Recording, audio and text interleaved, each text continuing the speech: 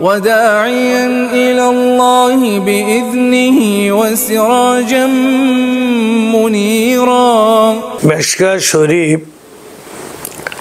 173 নম্বর পৃষ্ঠায় হযরত আব্দুল্লাহ বিন আমর ইবনুল আস রাদিয়াল্লাহু থেকে বর্ণিত তিনি বলেন আন্না মুরাআতা আতাতু রাসূলুল্লাহ সাল্লাল্লাহু আলাইহি ওয়াসাল্লাম ওয়া মা'আহা ইবনাতুল লাহা আলাইহি مسكتاني ولي زتاني من ذهب الأخير الحديد একদিন একজন মহিলা তার মেয়েকে সাথে নিয়ে রাসূলুল্লাহ সাল্লাল্লাহু আলাইহি ওয়াসাল্লামের নিকটে এলো। ওই মেয়ের হাতে স্বর্ণের দুটি ভারী ও মোটা বালা ছিল। তা দেখে রাসূলুল্লাহ সাল্লাল্লাহু আলাইহি ওয়াসাল্লাম বললেন, তুমি কি এগুলোর যাকাত দাওনি? মেয়ে বলল, না। তিনি জিজ্ঞেস করলেন, তুমি কি এটা পছন্দ করো যে কিয়ামত দিবসে আল্লাহ সুবহানাহু এগুলোর দ্বারা দুটি আগুনের চুরি বানিয়ে তোমার হাতে পরিয়ে দিবে?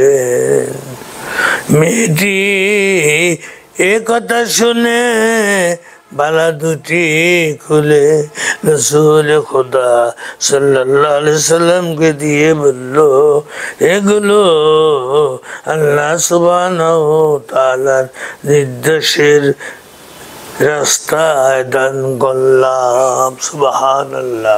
আবু দাউদ শরীফ 354 নম্বর পৃষ্ঠায় হযরত উম্মুল মুমিনিন হযরত আয়েশা রাদিয়াল্লাহু আনহা থেকে বর্ণিত তিনি বলেন, دخل رسول الله صلى الله عليه وسلم فرأى في يدي فتخات الأخير الحديث একবার রাসূলুল্লাহ সাল্লাল্লাহু আলাইহি ওয়াসাল্লাম আমার নিকট এলেন।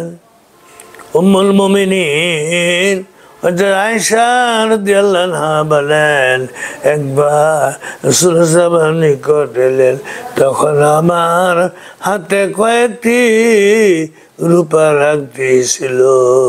তখন তিনি বললেন, এগুলো কি?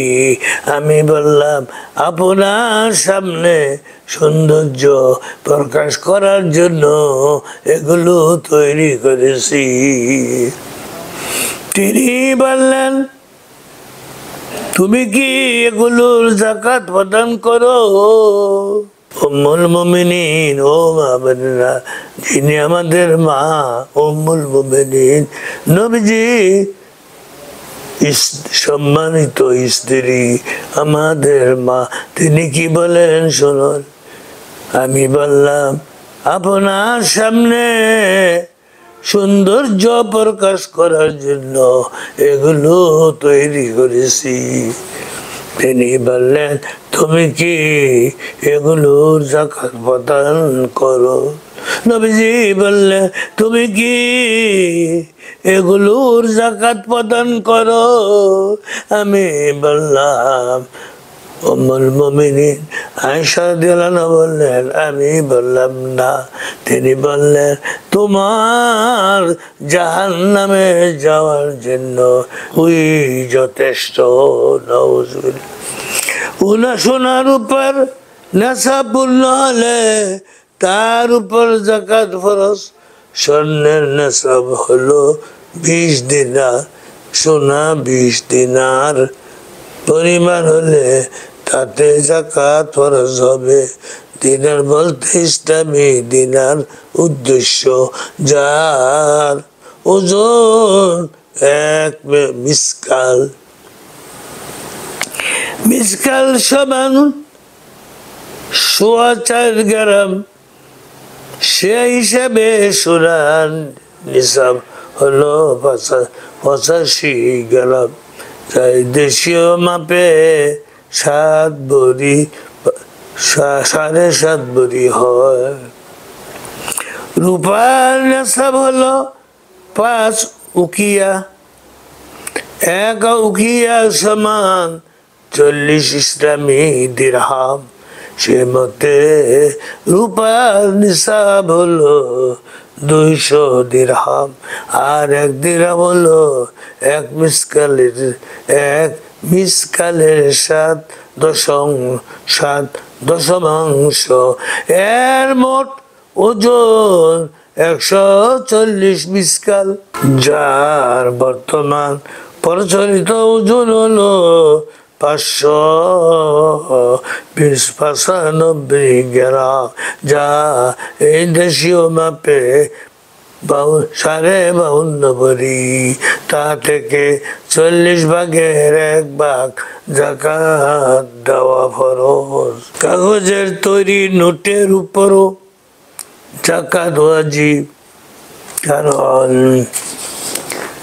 এই নোটগুলো রূপার বদলে চলমান, সুতরাং এগুলো রূপার স্থলাভিষিক্ত হবে এবং এর মূল্য রূপার নিসাবের সমপরিমাণ হলে তাতে যাকাত ওয়াজিব হবে। সোনা, রূপা ও কাগজের নোট ইত্যাদির উপর সর্বাবস্থায় যাকাত ওয়াজিব, চাই এগুলো হাতে মজুদ থাকুক বা অন্য কারো কাছে ঋণ থাকুক। এ থেকে বোঝা যায় সব ধরনের ঋণ, চাই তা কর্জ হোক বা বিক্রয়কৃত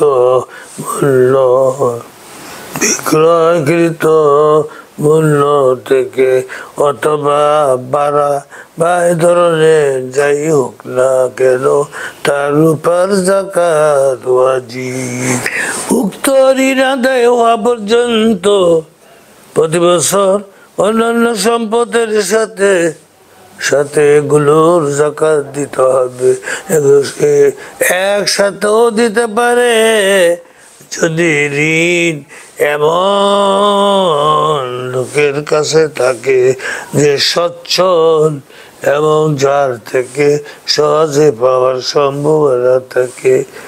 আর যদি দরিদ্র বা প্রতারক লোকের ঋণ দেওয়া থাকে, তাহলে ঋণ আদায় হওয়ার পর শুধুমাত্র ওই বছরে যাকাত প্রদান করবে।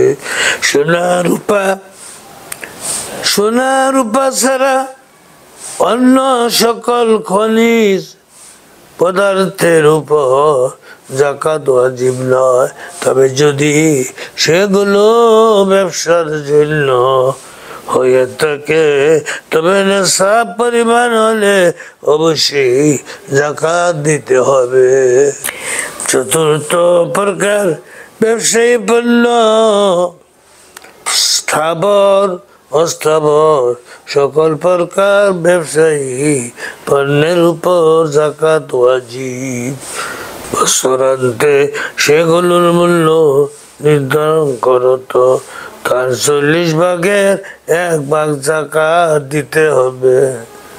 মেশিনারিজ বা খুচরো যন্ত্রাংশ ও এই জাতীয় ক্ষুদ্র পণ্যের ব্যবসায়ীদের কর্তব্য হলো ছোট বড় সকল অংশের মূল্য নির্ধারণ করে নিয়ে যাতে কোনো কিছু বাদ না পড়ে।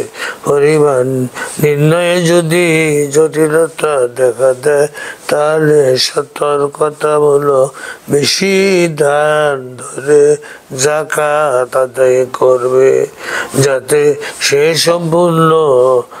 সম্পূর্ণ দায়িত্ব থেকে মুক্ত হতে পারে।